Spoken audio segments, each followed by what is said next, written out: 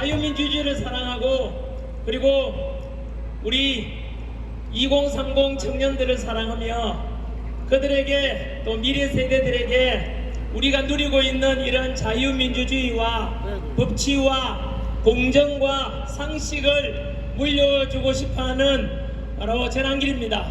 반갑습니다. 네, 오늘 삼각대 설치한 게 낫지 않아요? 제가 2달 만에 대구에 내려오는 것 같습니다.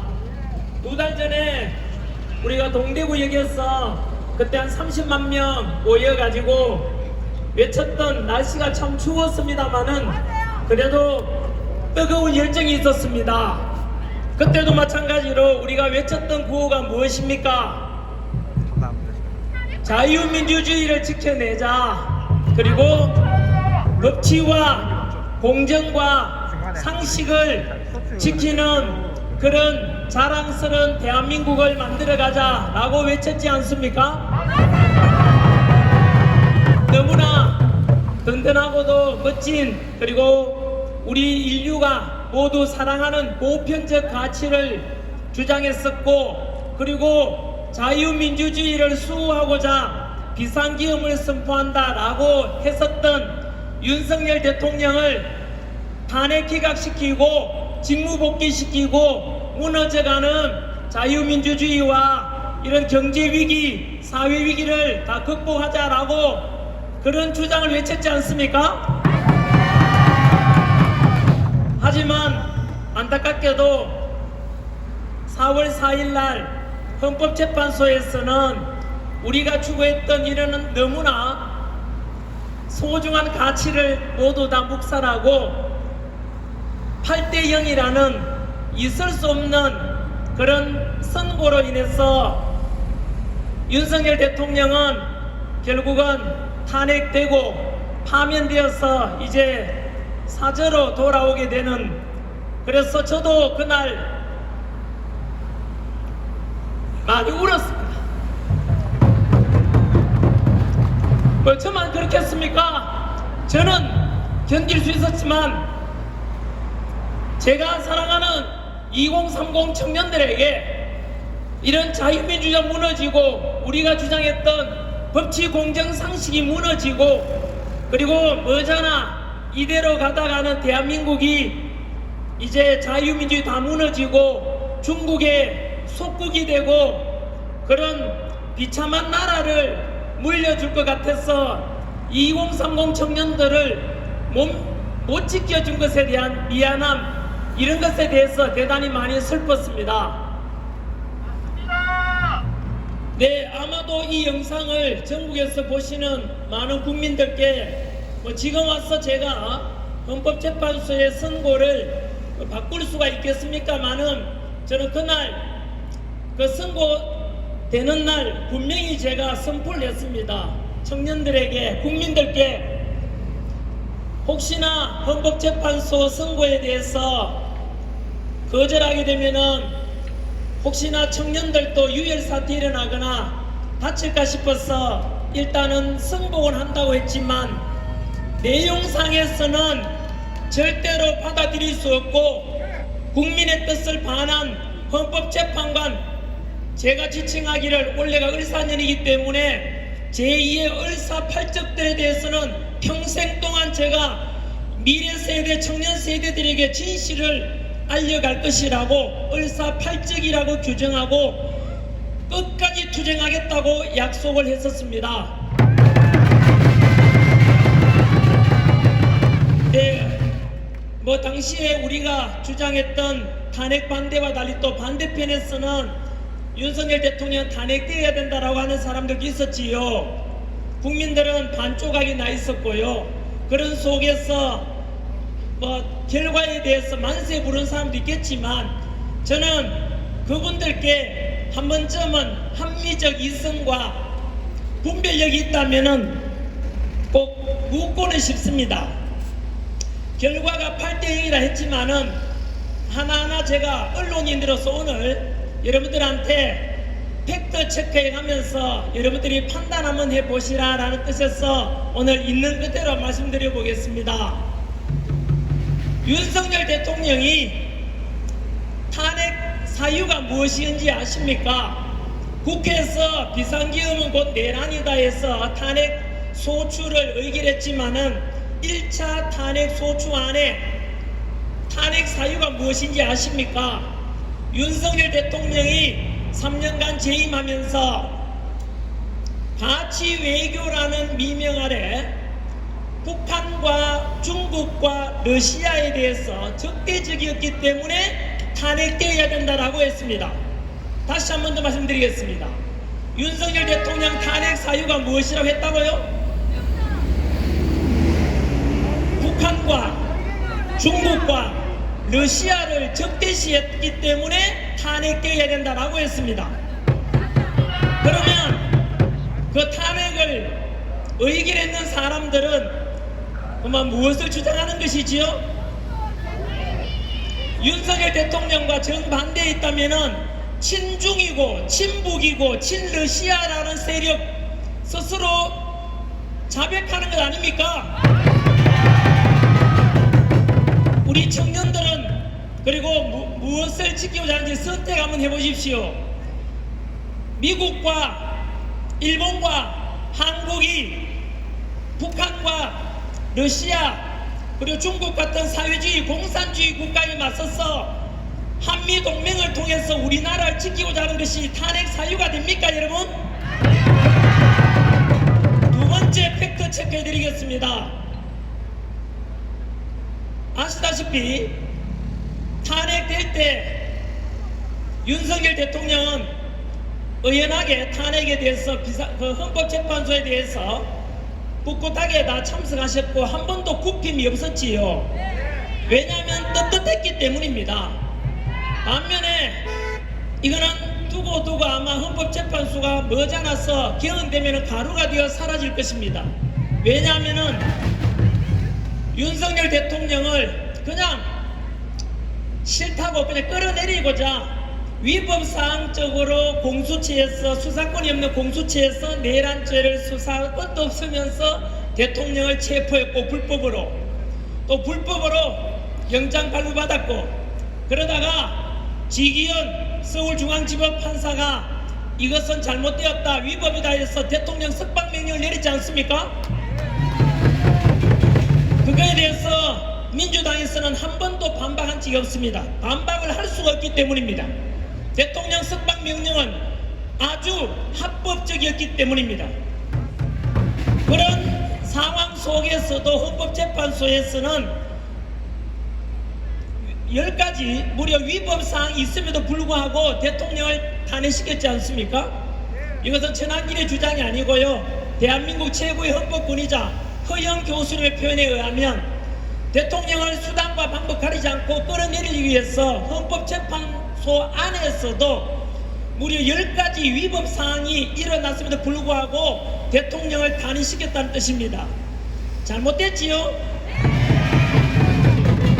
헌법재판소 스스로가 불법을 저질렀다는 뜻이고 또 국회에서는 분명히 내란죄 때문에 탄핵했다 했지만 헌법재판소에서는 내란죄를 뺐습니까? 그대로 했습니까? 내란죄는 빼고 헌법재판소에서 심리를 했지 않습니까? 잘못됐지요. 이것은 어느 누구도 반박 불가해. 이거는 윤석열 대통령을 지지하든 반대하든 떠나가네 잘못된 것입니다. 그리고 대한민국은 아시다시피 민주공화국 아닙니까? 윤석열 대통령이 당시에 탄핵 선고될 무렵에 아시다시피 전 국민들의 50% 이상이 대통령의 직무복귀를 원했습니다. 하지만 헌법재판소에서는 3.1절 날 전국에서 광화문에서 여의도에서 수백만 명이 나와서 윤석열 대통령을 지켜내겠다라고 요구했지만은 헌법재판소에서는 국민의 뜻을 저버렸습니다. 어떻게 국민 50% 절반이 대통령 직무복귀를 원하는데 국민의 뜻을 저버렸다는 것은 헌법재판소는 민주주의에 정면적으로 위배되는 결정을 했다는 뜻입니다. 여러분 상식적으로 생각 한번 해보십시오. 대통령은 국민이 직접 뽑은 대통령이고요. 그런 국민이 직접 뽑은 대통령을 선출직, 임명직 공무원이 우리가 뽑은 선출직 대통령을 헌법재판관 8명에서 대통령을 탄핵시킨다는 게 말이 됩니까? 이거는 그렇게 된다면은 투표도 할 필요 없고 민주주의도 아니지 않습니까? 그래서 이런 상황 속에서 대통령에 대해서 8대 0으로 선고된 것에 대해서 뭐 찬성했는 쪽에서는 봐라, 헌법재판관 판단이 맞지 않냐라고 하겠지만 금방 제가 물었던 질문 5가지에 대해서 답변해 보십시오. 첫 번째가 대통령은 분명히 자유민주주의를 수호하고자 했고 반국가 세력을 척결하고자 했고 그리고 한미동맹을 강화하고자 했는데 그것이 첫 번째 탄핵 사유라고 했습니다. 누가 더 이 국가를 지키고자 하고 이 대한민국을 누가 더 지키고자 했는 세력인지 답변할 수 있지 않겠습니까? 두 번째가 헌법재판소안에 10가지 위법사항이 있음에도 불구하고 8대 0으로 탄핵시켰다는 것은 잘못되었지요. 그리고 국민의 절반 이상이 대통령의 직무복귀를 원했는데 그것은 철저히 국민의 뜻을 저버렸기 때문에 헌법재판소는 존재할 가치가 없는 것 아닙니까? 그리고 아마 이 말씀은 잘 들어놨다가 두고 문제 삼아야 될 내용입니다. 우리가 알다시피 2월 25일 날 대통령의 최후 변론이 끝났고 그런데 대통령 탄핵 선고는 4월 4일이었습니다. 한 달 넘게 동안 무슨 일이 있었습니까? 왜 빨리 선고를 안 하지? 그건 다 아는 사실 아닙니까? 선고하려면 8명 중에서 6명 이상이 찬성해야 되는데 6명이 안 됐기 때문입니다. 그래서 그 6명을 채우기 위해서 기억하십니까? 40명을 임명해라, 추가로 임명해라 했지 않습니까? 그러다가 갑자기 8대 0이 된 이유, 최근에 의혹이 많이 불거졌죠.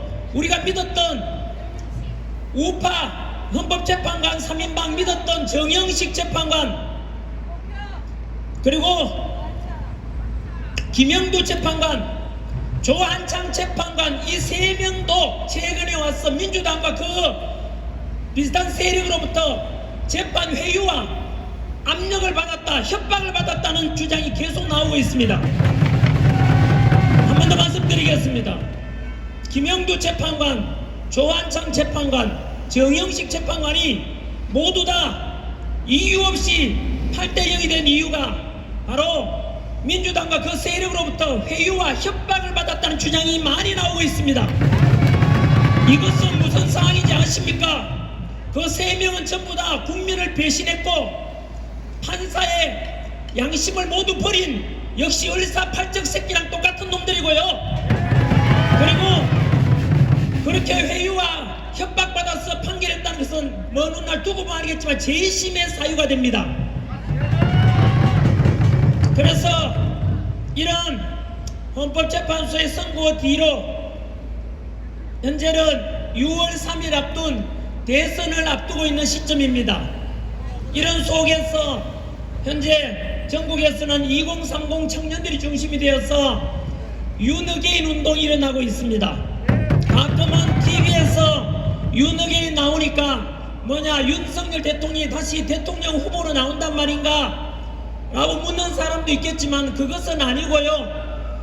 윤어게인이라는 말은 윤석열 대통령이 보시다시피 분명히 거대한 좌파 카르텔 헌법재판소 안에서도 문영배, 이미선, 정계선 재판관 전부 다 좌파 사법부 카르텔 우리법연구회나 국제임금연구회 소속 아닙니까?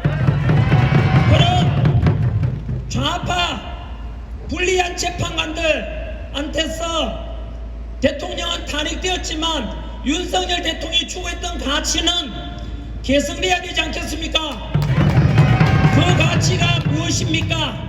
지금 제가 묻고자 하는 것은 윤석열 대통령을 지지했었던 반대했던 간에 답변해 보십시오. 윤석열 대통령이 추구했던 가치는 철저한 한미동맹을 통해서 우리나라 안보를 강화했고 자유민주주의를 수호하고자 했고 법치와 공정과 상식, 그래서 반국가 세력으로부터 이 대한민국을 지키고, 그래서 청년 세대, 미래 세대들을 위해서 내가 비상기업을 선포했다. 그래서 어쩔 수 없이 그 대통령마저도 거대한 이권 카르텔에 의해서 결국은 탄핵된 것입니다. 그렇다면 윤석열 대통령이 추구하고자 했던 가치가 잘못된 것입니까? 이 가치만은 현재는 우리가 진 것처럼 보이지만 그 가치는 앞으로도 이 대한민국을 위해서, 대한민국의 미래를 위해서도 반드시 개선되고 우리가 가져가야 될 그런 가치가 바로 윤석열 가치입니다, 여러분. 그것을 추구하기 위해서 윤어게인이라는 이름으로 나오게 된 것입니다. 이것은 모든 국민들께서 알아주셨으면 좋겠습니다. 여러분, 지금 대한민국은 엄청난 위기라는 느낌 속에서 반국가 세력에 맞서기 위해서 대통령은 이런 말씀하셨지요. 내가 대통령 임기를 5년 하나, 5년, 2년 돼서 뭐 하겠나? 상식적으로 생각해 보실래요? 대통령 비상기업 선포 안 하고 그냥 모른 척하고 윤석열 대통령 본인이 편하게 대통령 아니면 비상기업 안 해도 되지 않습니까? 하지만 왜, 무엇을 위해서 윤석열 대통령이 비상기업을 선포했는지 스스로 자문 한번 해보십시오. 가만히 있으면 편하게 대통령 임기 끝날 때까지 할 수 있었는데 왜 그렇게 비상기업을 선포했겠습니까? 본인은 희생하더라도 이 대한민국이 반국가 세력으로부터 침몰되는 것을 막아야 되겠다. 오직 국가를 사랑하는 마음, 국민을 사랑하는 마음 아니겠습니까? 그래서 그것만 우리가 꼭 알아야 되겠고, 덧붙여서 대구 와서는 제가 처음으로 멘트합니다마는 윤석열 대통령께서 사저로 가기 직전에 저를 불렀습니다. 사실 제가 대통령 탄핵 기각되고 직무 복귀해서 그동안 수고했다 전한길 선생님 관저로 와서 우리 식사 한번 초대하고 싶습니다 하고, 사실은 대통령 석방, 그 당시에 구속됐다 석방된 뒤에 전화가 왔었습니다. 사실은 이제서야 처음 밝힙니다만 직접 전화 왔습니다. 그때도 똑같았습니다. 근데 저보고는 곧 조만간 안정되면은 아스팔트에서 고생하신 분들 뭐 대표라고 말하기는 그렇지만 전생님 불러가지고 맛있는 식사 한 끼 대접하고 싶다라고 할 때 제가 만약 기각되고 직무 복귀했으면 저는 사실은 관저로 안 가려고 했습니다. 왜냐하면 사실은 전한길보다 더 고생한 게 누굽니까? 바로 한겨울에 윤석열 대통령 체포되고 구속될 때 대통령을 지키고자 했던 수많은 아스팔트에 나오신 청년 세대 국민 여러분 아닙니까? 그런 국민 여러분이 주인공이고 저는 언제나 머슴이라고 생각했기 때문에 저는 제가 꽃다발을 받는 그런 자리에는 안 가려고 사실은 생각하고 있었습니다. 왜냐하면 영광은 제 혼자 차지하는 게 아니고 여러분들께 돌려드리고 싶어서 그런 마음을 가졌었습니다. 사실은. 그런데 안타깝게도 전혀 뜻밖으로 탄핵 인용되는 바람에, 파면되는 바람에, 그래서 대통령께서 사저로 옮겨가기 전날 그 직전에 불러가지고 갔습니다. 사실은. 근데 대통령 말씀 그대로 전달드리겠습니다. 언론에도 재난뉴스에서 제일 먼저 보도됐지 않습니까?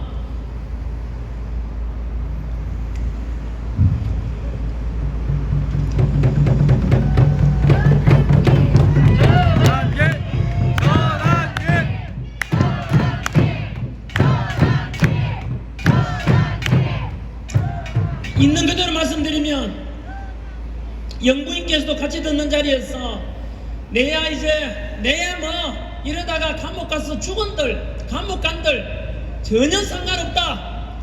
하지만 우리 청년들 어떡하나? 우리 국민들 어떡하나? 이 자유민주주의 대한민국 어떡하나? 그 걱정만 하셨습니다.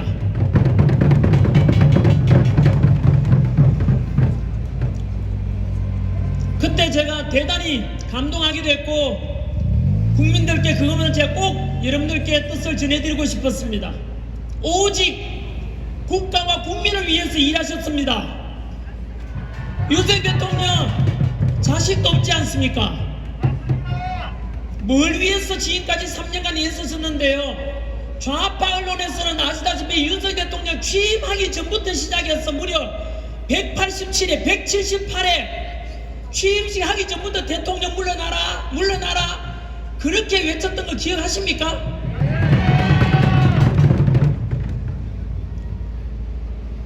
윤석열 대통령 거대한 좌파 카르텔에 의해서 쫓겨난 것입니다. 박근혜 대통령도 자식이 있습니까? 뭐 있습니까? 오직 국가를 위해서 일하셨지만 어처구니 없게 이제는 다 지나고 나서 드러났지 않습니까? 가짜 태블릿 사건이라든가 어이없는 사건으로 박근혜 대통령도 쫓겨났고 윤석열 대통령 똑같습니다.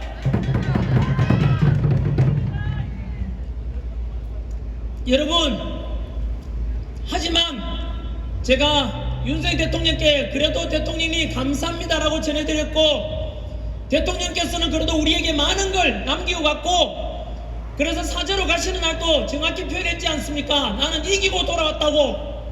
그것이 무엇이겠습니까? 언론에서는 좌파 언론에서는 비판하고 비난하기 바빴지만 여러분들께서 생각해 보십시오. 윤석열 대통령 3년 동안 비록 당신께서는 탄핵당하고 집으로 쫓겨갔지만은 이기고 돌아왔다 뜻이 무엇이겠습니까? 당신께서는 희생하지만은 자유민주주의를 지키고자 했었고 우리나라가 이렇게 체제 위기고 반국가 세력에 의해서 곧 망할지도 모른다는 것을 우리에게 알려주셨지 않습니까? 그래서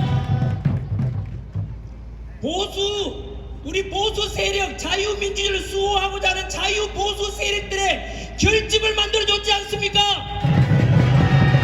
기억하십니까? 윤석열 대통령 탄핵 정국에서 지지율이 원래 비상기업 때 17%에다가 20, 30, 40, 50% 넘었지 않습니까? 생각해 보십시오. 비상기업 선포되지 않았다면 우리가 대한민국 이렇게 위기라는 걸 어떻게 알았겠습니까? 민노총 같은 그리고 민주당이 얼마나 좌파 깊이 들어와 있는지 어떻게 알았겠습니까? 29번의 탄핵 일성을 어떻게 알았겠습니까?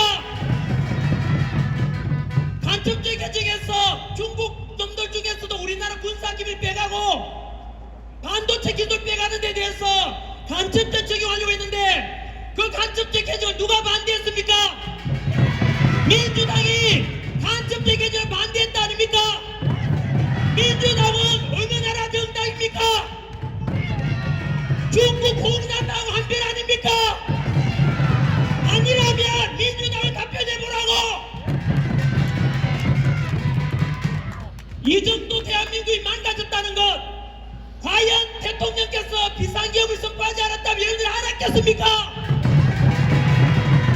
두고 보십시오. 이번 6.3 대선은 반드시 보수 우파 자유 우파 후보가 당선될 것입니다. 만약에 그렇게 당선된다면 누구 덕분이겠습니까? 자유민주주의를 지키고자 우리나라 지금 중국에 먹힌다 제2의 홍콩이 된다 그거 부르짖었던 거 그렇게 알겠던 게 누구 덕분입니까? 국민의힘 후보분들 잘 들으십시오. 당신들은 대통령 잡혀갈 때 침묵했지 않습니까? 일부 국회의원들 빼고는 다들 침묵했지 않습니까? 지금 와서는 윤석열 대통령 보고 다시 또 탈당하라는 사람도 있고 거리를 두고자 하는 사람인데 여러분 그렇게 되면 두고 보시면 절대로 선거에 집니다. 왜냐하면 윤석열 대통령의 가치를 계승하자고 하는 우리 국민들이 50% 넘었지 않습니까? 50% 넘으면 대통령이 당선되는 것입니다, 여러분. 그래서 지금 4월 4일 날 제가 이 큰 깃발은 하나만 좀 내려주십시오. 너무 가립니다. 저 뒤에 분들 얼굴 좀 보게 해주십시오.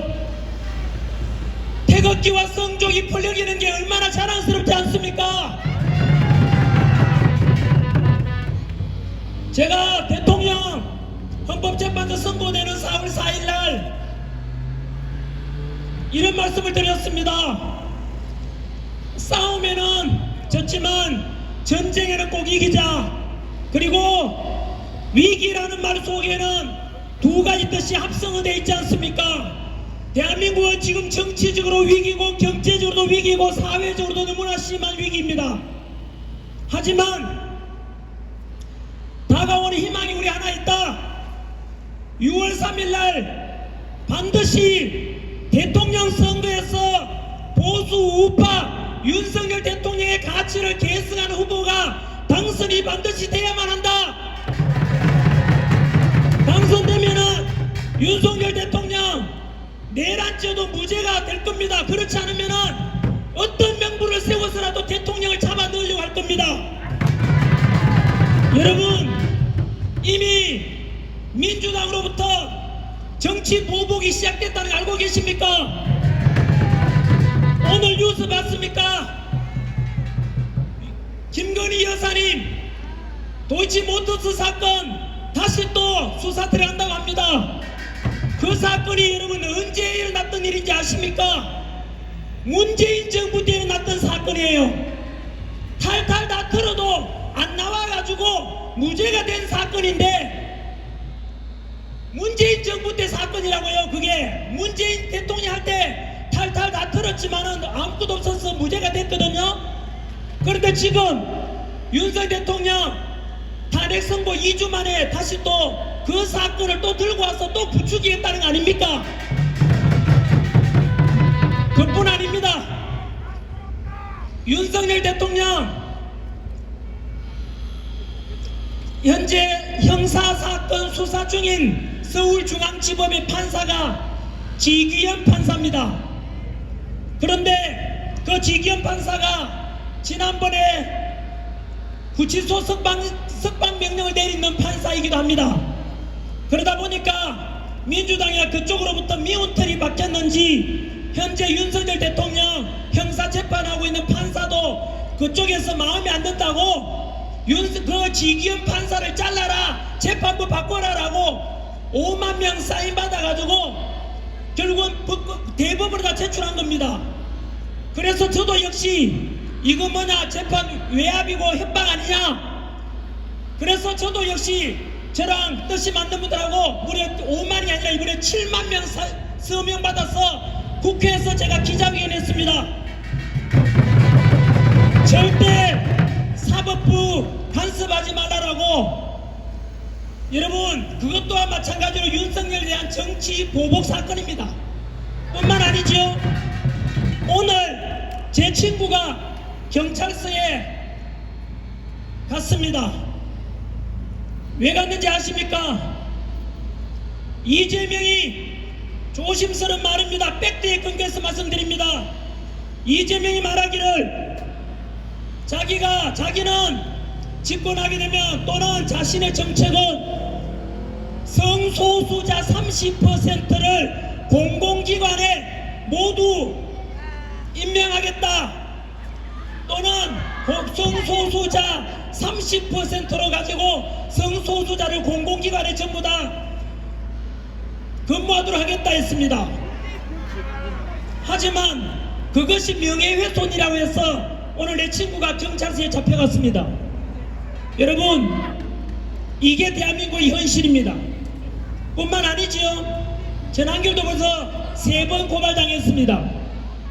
이게 지금 대한민국의 현실입니다. 아, 나는 괜찮겠지. 여러분, 머지않아서 여러분들이 잡혀가지 않거나 아니면 여러분들 자식들이 결국 어느 순간 사라지게 될 겁니다. 그런 날이 오게 될 것입니다. 두고 보시면 압니다. 오늘 사실은 제가 마이크 든 이유는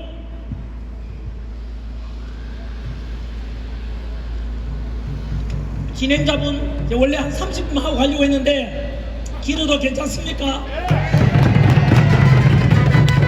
왜냐하면 오늘 요 제 연설은 동영상으로 찍기 때문에 이렇게 전국적으로 보도되면은 뭐 윤석열 대통령에 대해서 지지하든 반대하든 간에 들어보고 판단하라고 저는 이렇게 말씀을 드리는 겁니다. 편드는 게 아니고요. 팩트를 그대로 이야기했지 않습니까? 여러분, 아무튼 현재 우리 대한민국은 위기고 윤석열 대통령이 결국은 현재 선거로 인해서 파면당한 것은 보수 우파들에게도 너무나 큰 위기이기도 하고 많은 청년들까지도 실망 속에 있지 않습니까? 하지만 희망은 있습니다. 그 마지막 희망이 무엇이겠습니까? 제가 그 이틀 전에는 현재 국민의힘 제일 유력한 후보지요 김문수 후보랑 전환길 뉴스에 나와서 인터뷰 방송했고요. 그 다음 날은 홍준표 후보랑 또 역시 저희 방송에 나와서 인터뷰를 했습니다. 그분들 역시 똑같은 말씀을 하셨습니다. 제가 칭찬해 드렸습니다. 보수 우파들이 누가 어느 후보가 되든 간에 모두가 뭉쳐가지고 반 이재명에 맞서서 이 반 이재명을 위해서는 빅텐트를 쳐서 모두 다 합치자라는 말씀을 하시더라고요. 저는 굉장히 칭찬했습니다. 여러분, 언론 보도에 의하면 이렇게 나오더라고요. 현재 우리한테 마지막 남은 희망은 6월 3일날 대통령 선거에서 이겨야 되거든요. 그런데 지난 20대 대선 때보다는 이번 21대 대선이 언론 보도에 의하면 이재명을 이기기에 더 수월하다고 말합니다. 다들 언론에서는 이재명 후보가 현재 가장 유력하다 하지만 두고 보시면 알아요. 두고 보시면 뭘 아느냐 하면 현재 여러분 이재명은요 언론 보도에 의합니다. 5년 전이나 지금이나 30%대를 못 넘고 있습니다. 왜 그러냐면 이거는 객관적인 거 아닙니까? 5년 전보다 3년 전이지요, 그죠? 3년 전에 20대 대통령 선거 때보다 지금 6월 3일날 21대 대통령 선거에서는 그동안 3년 동안에 이재명이 어떤 사람인지 국민들이 더 많이 알아버렸다 이겁니다. 저는 그냥 언론에 나온 것만 말씀드립니다. 정가 몇 범입니까? 정가 4범. 여기에 계시는 혹시나 학부모님 계시거나 학교 선생님 계시면은 또는 우리 영상 보시는 분 중에서 나는 그래도 이재명이 좋다라고 하시면은 당신의 아들과 딸에게 그리고 당신이 가르치는 학생들에게 그렇게 가르치십시오. 음주운전해도 괜찮다. 그리고 부모님이나 가족들의 상욕에도 괜찮다. 공무집행 방해해도 괜찮다. 그리고 사기쳐도 괜찮다 라고 가르치십시오. 그 정과 사범이라는 것은 언론 보도에 그렇게 나오대요. 민주화 운동에서 얻은 정과가 아니고 음주운전 정과고 음주운전 범죄자고 공무집행 방해 범죄자고 검찰 사칭 정과자입니다. 한마디로 개자범이라는 뜻입니다. 여러분, 이거는 이낙연 후보가 이야기했는 표현을 빌리자면 이런 정과 사범이 대한민국의 후보로 나온다는 자체가 부끄럽지 않습니까? 앞으로 이재명 대표가 다음에 대통령 되면은 대한민국 정과자들이 대통령 될 수 있고 가족들한테 상용해도 괜찮고 음주운전해도 괜찮고 사기쳐도 괜찮은 이런 대한민국을 원하십니까? 이거는 저의 주장이 아닙니다. 또 전환길 또 고발할 걸라 할까? 저는 언론인입니다. 그래서 있는 그대로 보도드리 말씀드리는 겁니다. 이렇게 해서 지금 현재 여론은 제일 높아 보이지만 보수 우파가 똘똘 뭉치면은 60%까지 이상 나온다고 합니다, 여러분. 그래서 절대로 여러분, 지치면 지고 미치면 이긴다, 이런 말이 있습니다. 6월 3일날 대선 때까지 절대로 지치지 마시고 똘똘 뭉쳐서 보수 우파가 집권해야 되지 않겠습니까? 자유민주주의 지켜야 되지 않겠습니까? 한미동맹 강화해야 되지 않겠습니까? 법치를 존중해야 되지 않겠습니까? 그런 대한민국을 원하신다면 반드시 지치지 말고 대선 때까지 똘똘 뭉쳐 주십시오. 그리고 이재명은 그 유명한 개딸들이 있습니다. 댓글 부대 많습니다. 여러분, 오늘도 인터넷 가서 전환길 뉴스 나오면 댓글에 욕밖에 없습니다. 그러면은 여러분들은 뭐 하십니까? 자유민주 지키고 싶습니까? 그렇다면은 여러분의 의견을 열심히 표명 좀 하십시오. 침묵하지 마시고. 행동하지 않는 자의 양심은 악의 편이라 그랬습니다. 적극적으로 보수 우파 후보들 나오면은 적극적으로 돈도 후원하시고, 그리고 여러가지 댓글도 다시고, 그런 것을 통해서 여론을 바꿔야 되지 않겠습니까? 그리고 여론조사기관, 이것도 언론 보도에 의하면 제일 유명한 여론조사기관이 한국갤럽, 리얼미터 아닙니까? 그 전부 다 좌파 여론조사기관이랍니다. 언론에 그렇게 나와요. 그래서 여론조사도 그렇게 믿을 게 못 된다고 합니다. 여러분, 저거 기억나십니까? 3일절 날 윤석열 대통령 탄핵을 반대한다가 거의 몇백만 명이 모였지요. 그게 여론 아닙니까? 그런데 여론조사 역시 선거관리위원회에서 통해서 나오기 때문에 과연 얼마나 믿어줄지에 대해서는 한번 좀 생각해 보실 문제입니다. 오늘 제가 드릴 말씀은 끝이 아니고 이제 시작입니다.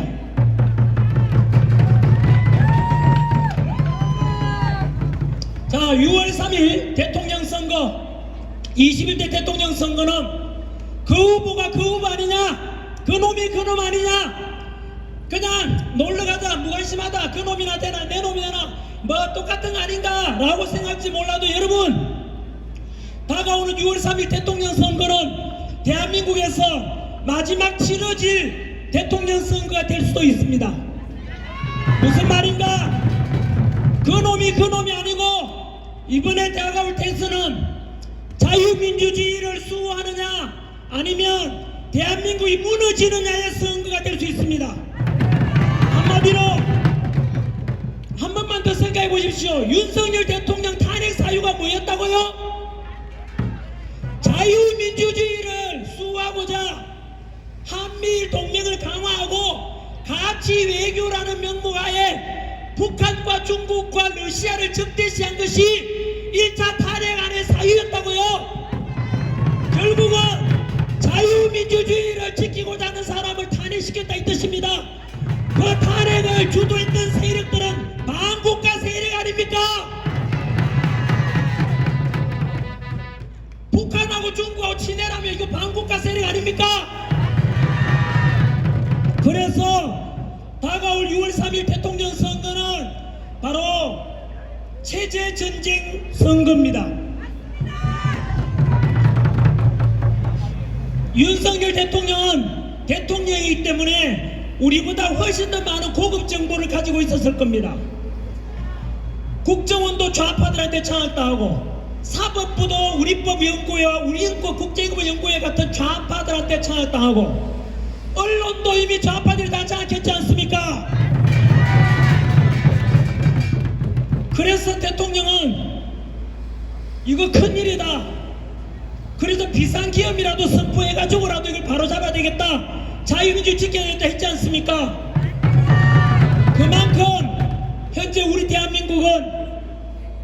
알게 모르게 제2의 홍콩이 돼가고 있고 제2의 티벳이 되고 제2의 신장 위구르 지역이 돼가고 있습니다. 대통령의 비상기업 선포 이유 중에 하나가 반국가 세력 척결하기 위한 것이고 두 번째가 하이브리드 전쟁이라고 말씀하셨던 거 기억하십니까? 도대체 무슨 말이냐? 또 다른 말로 체제 전쟁이라고 부릅니다. 초한전이라 부르기도 합니다. 무슨 말씀인가 하니 현재 우리나라는 중국의 속국이 되어가고 있습니다. 야 전환길 정거돼봐라. 그렇게 중국이 우리나라에 우리나라를 지배하고 우리가 중국의 속국이 돼가고 있다고? 제2의 홍콩이 돼가고 있다고? 첫 번째 증거 바로 이거는 제가 이유도 안 나올 때 최근 뉴스만 말씀드릴까요? 서해안에 중국이 설치한 인공구조물 설치됐던 거 뉴스 봤습니까? 가로 100m, 세로 80m, 높이 50m짜리 거대한 인공구조물이 중국과 우리나라 사이에 있는 잠정수역에 설치를 했어요. 야 이거 왜 이래 설치하냐 물으니까 중국에서 말하기를 그거 양식장, 양어장 설치다라고 했습니다. 여러분 이미 중국은 이번 서해안뿐만 아니라 남중국해에 설치된 걸 보면 처음에는 그랬는데 알고 보니까 군사기지였습니다. 한 번 더 말씀드립니다. 우리나라 서해안에 잠정수역 안에 중국이 인공구조물을 설치했다고요? 그러면 왜 설치했겠습니까? 거기에 양식장, 양어장이 아니라 미사일 기지가 설치된다는 뜻입니다. 시간이 다 됐어요? 저는 상관없습니다. 기차 안 타고 됩니다. 고향 왔는데 뭐.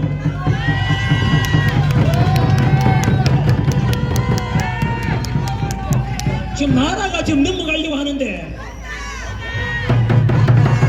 여러분, 인공구조물 설치했다면 그것이 바로 그냥 스스로에 한번 물어보십시오.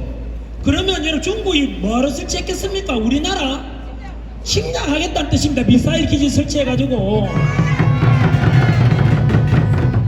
그래서 그러면 우리가 뭐 해야 됩니까? 중국에다 항의해야 되겠죠. 그래도 철수하지 않으면 우리도 같이 설치해야 되겠죠. 민주당에서는 침묵하고 있습니다. 뿐만 아닙니다.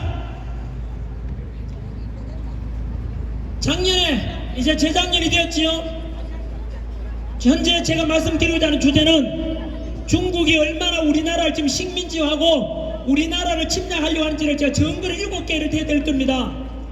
이게 바로 체제전쟁이라 해서 전환길 뭘 침략하냐 임마 우리가 뭘 중국한테 먹히냐라고 하는데 산술적으로 중국 인구가 우리보다 몇 배 많은지 아세요? 우리나라가 5천만, 중국은 15억, 30배 많습니다. 30배.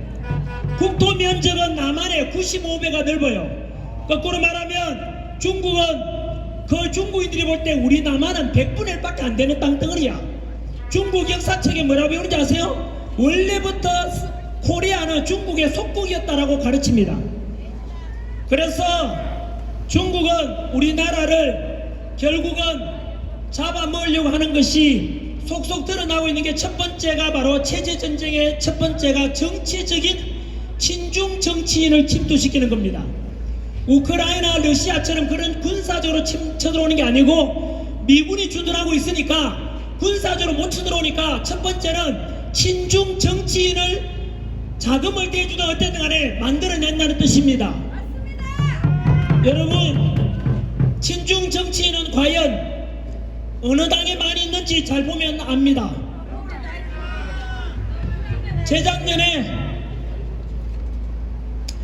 재작년이죠 벌써? 최근에는 여러분 지난 대통령 탄핵 정국 2월 달에 국회의장 우원식 국회의장이 시진핑 단독적으로 만나러 갔는 거 알고 계십니까?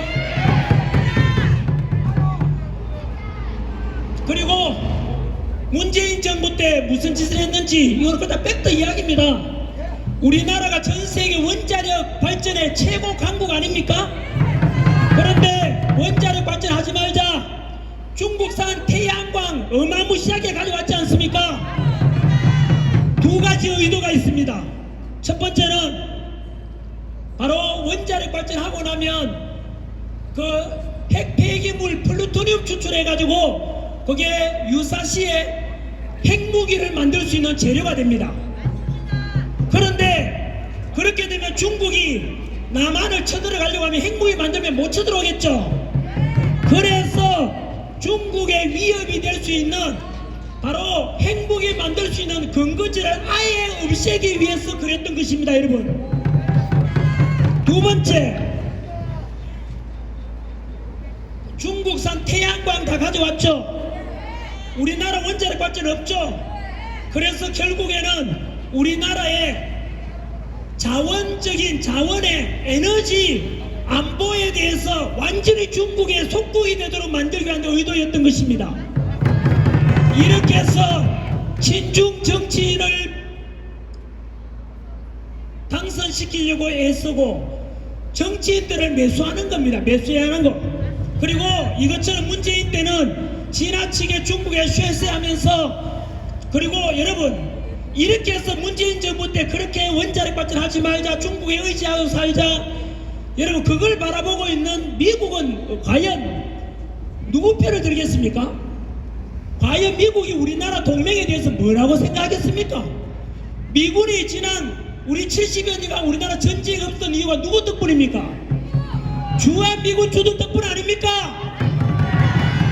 그런데 이렇게 함으로 해서 친중 정치인이 오고 중국에 의지하게 만들면서 점점 미국으로부터 한국을 분리시켜서 멀어지게 만들기 위한 의도인 것입니다, 여러분. 이게 바로 첫 번째, 정치적으로 친중 정치인을 배출하고 당선시킨다는 게 첫 번째 체제 전쟁에서 이유가 되겠고요. 정치 공작이죠. 두 번째가 산업 스파이를 보냅니다.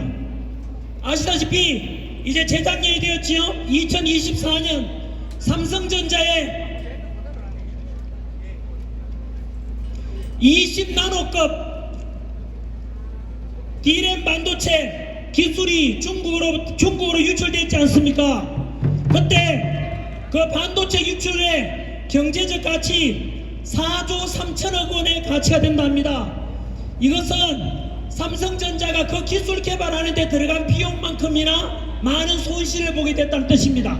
4조 3천억 가치가 중국으로 유출됐어요. 뿐만 아니고 지난 5년 동안에 무려 95건의 핵심 기술이 중국으로 유출되었고 그 경제적 가치가 수백조 원 가치가 넘는다고 합니다. 여러분, 그러면 이런 산업 스파이가 중국으로 빠져나가고 중국인들이 우리나라 기술 유출에 가려면 막아야 되지 않습니까? 우리나라 사람은 중국 가서 기술 배우면 중국 간첩법에 적용됩니다. 그런데 중국인들이 우리나라 기술 빼가면 우리도 간첩죄 적용해야 되지 않습니까? 근데 그 중국인들도 간첩죄 적용해서는 우리가 뭐 석유 한 방울 납니까? 지하자원 납니까? 이거 기술 없으면 우리 망하는 거 아닙니까? 이거 지켜야 된다. 중국인들에 대해서도 마찬가지 간첩죄 적용하자 라고 했는데 그 반대 있는 당이 어느 당이라고요? 민주당에서 반대해서 결국은 중국인들이 기술 빼가고 해도 우리가 못 잡아넣는 겁니다. 국민 여러분, 민주당을 지지하든 반대하든 그건 좋지만은 알고는 계십시오. 과연 민주당이 어느 나라 당인지를, 어느 나라 유익을 더 이익을 추구하는지를 반드시 알고 계십시오. 뿐만 아니지요. 지지난해죠. 이제 부산에 정박 중이던 미군 항공모함에 드론으로 사진 찍다가 들킨 사람이 중국 유학생이었습니다. 그런데 수사해보니까 포렌식 수사해보니까 중국 유학생이 아니고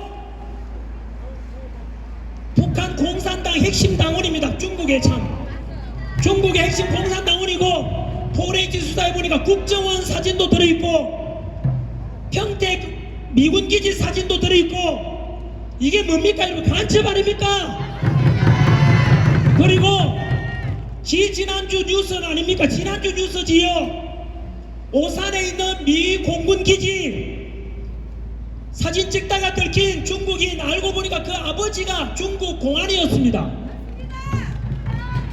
그뿐만 아니고 오산기지뿐만 아니라 다른 공군기지 사진 찍은 것도 전부 다 정황이 드러났고 명백한 간첩 아닙니까?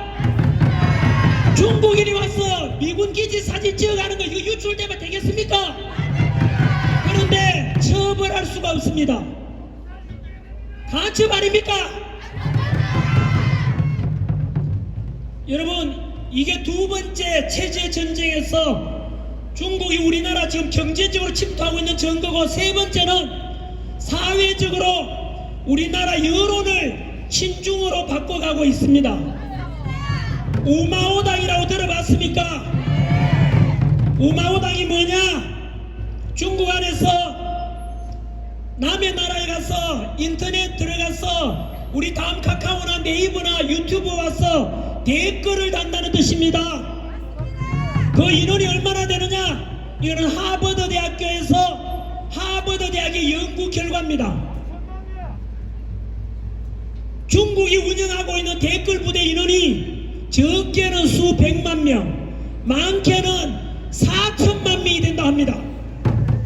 우리나라 인구가 5천만인데 중국에서 운영되고 있는 댓글 부대, 남의 나라 가서 유튜브에 전환길 나오면 댓글 다는 겁니다.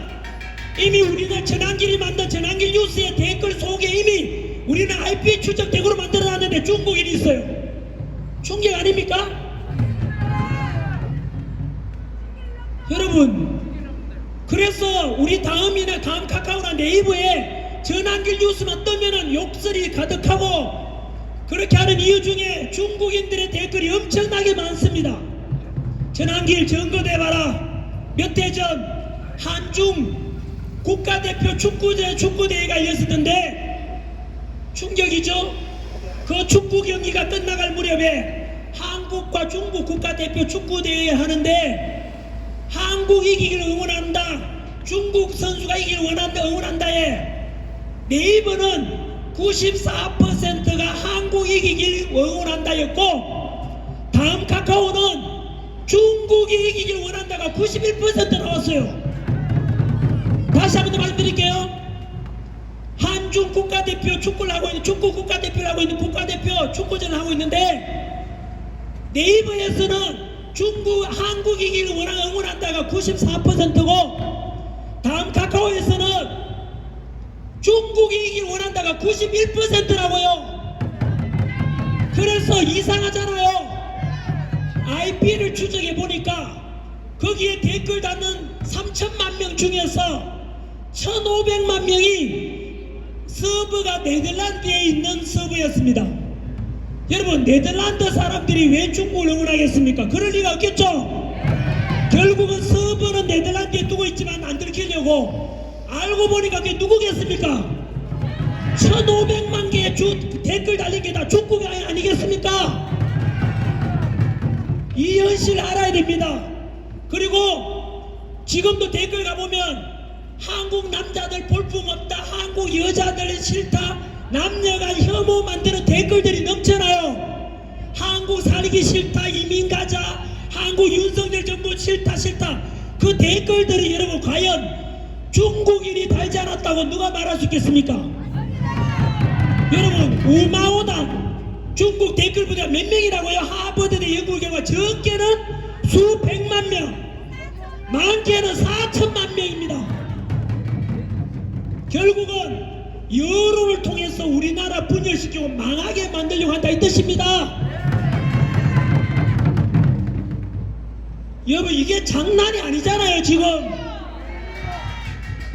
우리가 곧 먹힌다고요. 그리고 여러분, 지금도 여야 간에 현재 대통령 선거 앞두고 있지 않습니까? 거기에서 중국인들은 과연 댓글 부대 다 운영할 때 보수 후보를 좋다고 달겠어요? 친중 좌파 좋다고 댓글 달겠어요?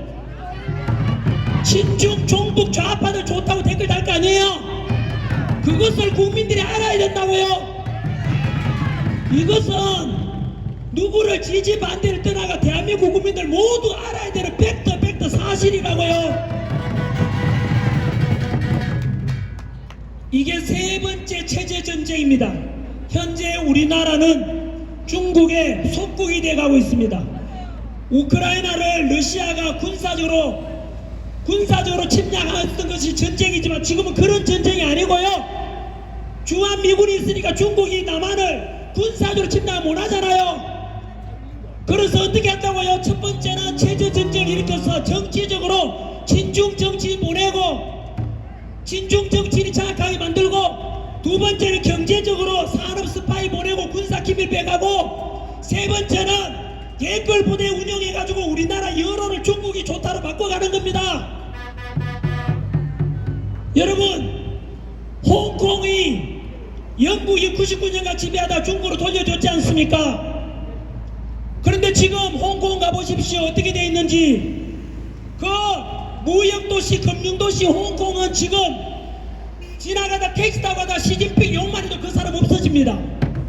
홍콩의 밝은 그런 무역도시는 다 사라지고 불이 꺼졌다고 홍콩이요. 그 어떻게 했는지 아세요? 중국이 군사적으로 홍콩을 점령한 게 아닙니다.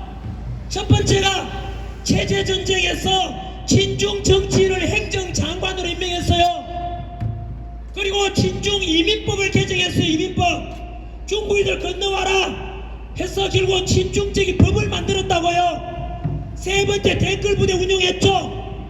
그러다가 결국은 뒤늦게서야 홍콩 사람들이 아이고 큰일 났다, 노란 우산 들고 수십만 명이 2015년도에 시위했지만 이미 늦었죠. 끝났습니다. 홍콩이 이미 끝났다고요. 홍콩뿐만 아닙니다. 티베트 지역, 신장 위구르 지역 기억나십니까? 그 지역의 불교가 지금 스님들, 전국의 교회 목사님들, 성당의 신부님들, 절의 스님들 알고는 계십니까? 우리나라 중국의 속국이 되어가고 중국에 종교가 있습니까? 없습니까? 북한에 종교 있습니까? 없습니까? 없습니다. 정신 똑바로 차려야 됩니다. 티베트 신장 위구르 지역에 어떻게 했는지 아세요? 첫 번째, 중국인들 이미 보냈습니다. 신장 위구르 지역에 몇 명 보냈는지 아세요? 1700만 명 집어넣어서 1700만. 우리한테는 우아하지만 중국은 인구가 15억이니까 1700만은 아무것도 아니야. 그래 집어넣어가지고 투표해버리니까 결국은 뭐하죠? 중국인들이 결국 신장 위구르 다 점령해버린 거예요. 그리고 불교 사원 다 불태워버렸잖아요.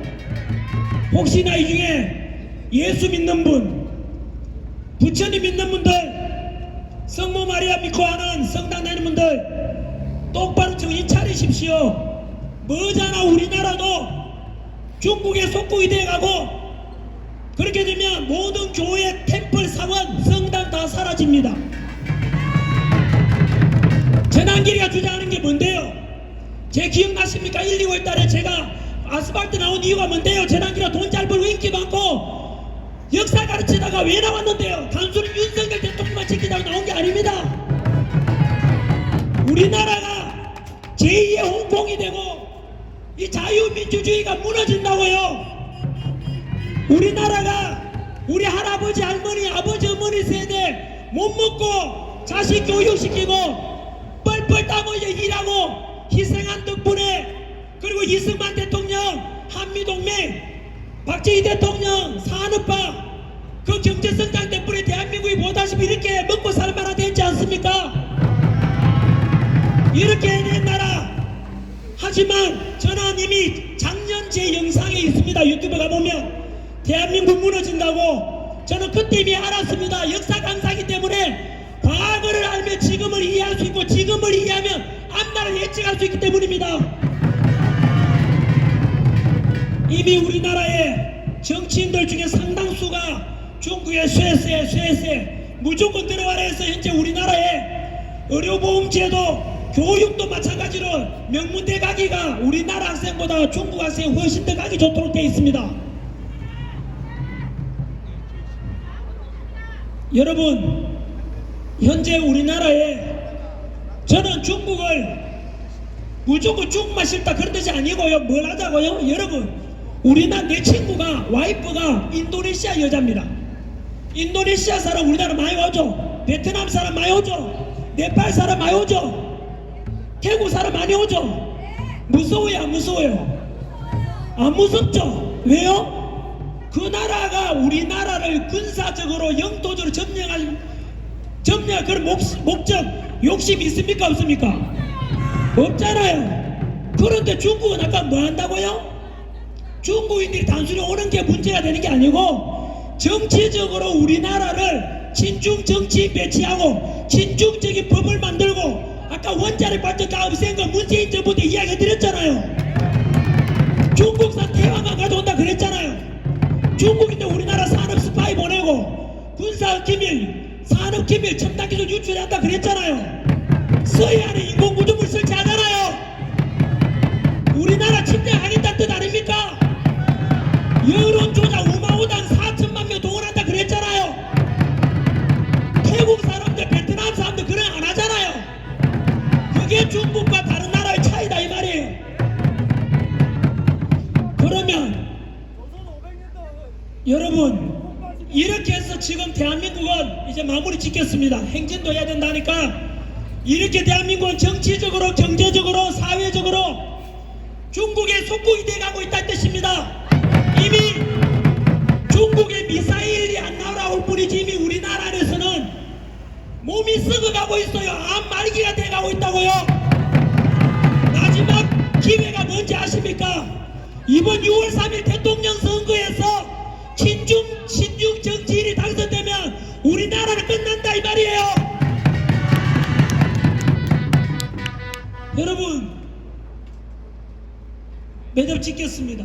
2030 청년 여러분, 여러분들이 살아갈 대한민국 아닙니까? 다가올 6월 3일 대선은 그놈이 그놈이다 아무나 찍으면 되지 그게 아닙니다. 대한민국을 자유민주주의를 수호하느냐 아니면 대한민국 지금까지 만들어 놓은 이 경제성장 박정희 대통령 이승만이 또 한미동맹통에 지켜온 거 6.25 전쟁이 다시 일어날 수 있고 다시 한 번 더 우리나라는 중국과 북한으로부터 위협 속에서 자유민주주의를 무너질지 모른다 이 뜻입니다. 너무나 중요한 것을 앞두고 있다 이 뜻입니다. 그래서 제가 지금 마느냐 서울에서 지금 지난주에도 과천에 있는 중앙성마리 앞에서 1인 시위하고 투쟁하고 있는 이유가 다가올 6.3 대선은 미국 언론 보도에 하면 이대로 가면 99% 부정선거가 있을 것이라고 합니다. 우리나라 선관위에 대해서 부정선거 이야기하면 유튜브가 바로바로 폭발당하고 그렇습니다. 지금 왜 그런지 아십니까? 여러분이 한번 생각해 보실래요? 내가 옆에 나라를 소리 소문 없이 점령하고 싶어. 그럼 어떻게 점령하는 게 제일 낫겠어요? 지도자를 내 편 만들면 되잖아요. 그 지도자를 나의 편 만드는 방법이 뭐죠? 선거 아닙니까? 선거. 얼마 전에 캐나다에서 공식적으로 발표했죠. 캐나다 선거에 중국이 개입했다고 발표했습니다. 캐나다뿐만 아니라 수많은 나라에서 중국의 선거 개입이 있다고 말했습니다. 다시 한 번 더 말할까요? 전 세계적으로 중국이 남의 나라 선거에 개입한대요. 왜 그럴까요? 금방 말씀드렸죠. 내가 남의 나라 점령하고 싶어 하려면 제일 쉬운 방법이 선거를 통해 그 지도자를 내 편 만들면 끝이잖아요. 그래서 선거 개입한다고요.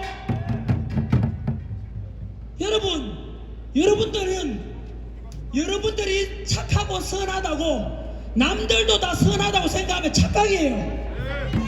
남들은 선거를 조작해서라도 자기 원하는 후보를 당선시키려고 하는 거예요. 현재 여러분 부정선거 이야기만 꺼내면 전환기를 음모론자도 하는데 분명히 말씀드릴게요. 음모론자 하는 사람은 개무식한 사람입니다. 저는 굉장히 부정선거에 대해서 공부를 많이 하고 검색해 보십시오. 공병호 TV, 이영도 PD 검색해 보시면 통계로서 다 보여줍니다. 전산 조작에 의해서 이거는 선관위에서 발표한 겁니다. 선관위 발표한 자료에 의하면 지난 총선 때 작년입니다. 사전투표에서 당일 투표는 이겼는데 사전투표에서 민주당에 이겨서 당선된 사람이 53명입니다. 지금 의혹이 제일 많은 게 당일 투표가 아니고 사전투표입니다. 사전투표. 그래서 선관위 현재 남은 날은 대통령 선거는 40일 앞으로 다가왔고 이제는 선거법 개정이 힘들어요. 그래서 선관위에다가 규칙만이라도 개정해달라고 사전투표에 대해서 충격적인 말씀 드릴까요? 야, 사전투표가 당일투표가 똑같은 거 아니야? 당신이 몰라서 그런 거예요. 당일투표는 투표용지에 제가 투표하러 가면 신분증 제시하고 투표용지를 나눠줘요. 거기에 보면 투표관리관에 도장이 찍혀 있어요. 그런데 사전투표는 하러 가보면 사전투표 용지에는 투표관리관에 도장이 없어요. 그 말은 도장 없는 투표 용지에다가 마구잡이로 기표하고 나면 그게 전한길, 전두길, 전삼길, 전사길, 전오길 누가 있는지도 몰라요. 그래서 그것만이라도 개정해달라고 제가 요청을 우리가 이영도 PD랑 전한길에 같이 선관위에 제시해놨어요. 그것만이라도 고쳐달라. 이렇게 해서 현재 공정한 선거가 될 수 있도록 그래서 80먹은 드신 우리 어머니도 그렇고 연세 드시가 휠체어 타고 투표하러 가는데 그 투표 하나하나 도중 맞으면 되겠어요? 안 되겠어요? 여러분 이제 남은 방법은 선거 당일 때 가서 사전투표 하거든요. 청년들 특히 사전투표에서 당일 투표 개표할 때까지 2, 3일간 그거 감시 잘해야 돼요. 앞으로 제가 계속해서 그 관련해서는 노력하고 있는데요. 한번 지켜봐 주십시오 여러분. 한 번 더 마무리 짓겠습니다. 현재 이런 언론이 나오더라고요. 입법부 장악했는데 어떤 놈이 대통령 되면 이제 행정부에 다 장악해서 우리나라는 제2의 히틀러가 탄생할 수 있다. 입법부 장악했죠. 사법부 장악했죠. 행정부 다 장악해서 결국은 우리나라는 제2의 히틀러가 나올 것이다. 독재가 나오면 고소 고발당하고 히틀러. 여러분 본웨퍼라는 분 들어봤습니까? 전국의 목사님들 본웨퍼라는 목사 한번 검색해보세요. 영화도 나왔지 않습니까? 히틀러가 등장할 때 머지않아서 우리나라의 교회가 사라진다, 성당이 사라진다 라고 본웨퍼 목사가 외치자 다들 외면했습니다. 저 새끼 거구다 거구다. 머자 그러다가 결국 히틀러 들어서고 난 뒤에 독일의 모든 교회에 다 붙었습니다. 지금 대한민국이 그럴 상황이 되어 있다고요. 결국은 머지않아 6월 3일날 친중 그런 좌파가 집권하게 되면 우리나라 교회 성당 절에서 결국은 본회법 목사님 외쳤던 것처럼 그 선지자의 외침은 결국 그때 가서 아이고 그 사람 말이 맞았구나 후회할 때이미 늦었다 이 말입니다.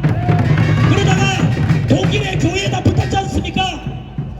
여러분 그래서 6.3 다가오는 대통령 선거는 단순한 대통령 선거가 아니라 자유민주를 지키느냐 법치가 존중되느냐 윤석열 대통령이 추구했던 가치가 이어질 수 있느냐 아니면 모든 것이 무너지느냐 결정나는 날입니다. 깨구리 죽일 때 따뜻한 물에 넣어놓으면 깨구리가 좋다고 물에서 헤엄칩니다. 그렇다가 물 온도를 서서히 높이면 뜨거워지는 줄도 모르고 깨구리는 서서히 죽어갑니다. 지금 전한길이가 이야기하는 가지 와닿지 않는 분들 계시죠? 머지않아 알게 될 겁니다. 깨구리 뜨거운 물에 죽어가는 신세가 되고 그때 갔어야 전한길이 맞았구나.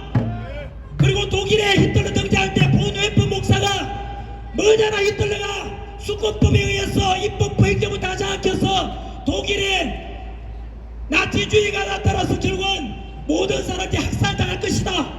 많은 학살당이 예언했는 것처럼 대한민국도 머지않아 그렇게 될 것입니다. 그래서 부디 이 방송 보시는 분들 청년 여러분 깨어나십시오. 청년이 죽으면 민족이 죽는다 그랬습니다.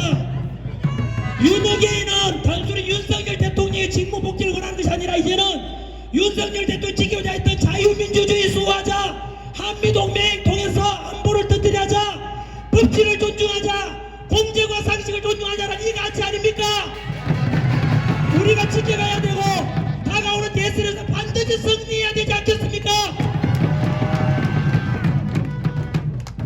겉으로 저는 하나님을 믿는 크리스찬입니다. 하나님께서 우리 애국가에 나오듯이 대한민국을 지켜주리라고 저는 믿고 있습니다. 대신에 우리가 노력해야 됩니다. 절대 지치면 안 됩니다. 대통령 선거까지 미치면 이길 것이고 내 하나쯤이 하지 마시고 우리가 열심히 친구들에게 알리고 대한민국 무너지지 않도록 자유를 지켜야 된다. 그래서 많은 댓글도 쓰고 여론에도 참여해 주십시오. 그리고 전환길 뉴스라고 있습니다. 유튜브 말고 언론사 만들었습니다. 하도 좌파 언론들이 전환길 자꾸 공격하고 해서 여론 조작해서 우파 언론 하나 있어야 되겠다, 진실 전해줄 언론이 있어야 되겠다 해서 제가 전환길 강사가 아니고 이제 전환길 뉴스 언론사를 차렸습니다. 많이 도와주십시오. 자유민주 지키는데 제 모든 걸 걸겠습니다. 그놈이 아닙니다. 이번 대선은 자유민주 지키는 후보이냐 친중 친북이 되어서 결국 나라 망하느냐 후보 대통령이 되느냐 결정되는 날이 됩니다. 부디 우리 부모 세대가 물려준 자유민주 지키고 우리 청년 세대 미래 세대들에게 자유민주주의 이런 자유함이 넘치는 대한민국을 물려줘야 되지 않겠습니까? 오늘 이렇게 도로에 나와서 응원해 주시는 여러분들이 있어서 저는 댓글 안 믿습니다. 보수 우파가 똘똘 뭉쳐서 반드시 대선에 승리하도록 해주십시오. 끝으로 2030 청년들에게 제가 학교 다니면서 배웠던 시를 이육사 선생 들어봤습니까? 의열단 만들어서 독립운동했었던 이육사 선생 대구 분입니다. 그분이 남겼던 광야라는 시의 마지막 이런 말이 나오지요. 지금 눈 내리고 매와 양이 홀로 하듯 하니 내 여기 가난한 노래의 시를 뿌려라. 다시 천고의 뒤에 목마 타고 오는 초인이 있어 이 광야에서 목 놓아 부르게 하리라. 바로 광야에서 마음껏 자유함을 누린 초인이 2030 청년 세대들이고 미래 세대가 될 것을 확신합니다. 감사합니다.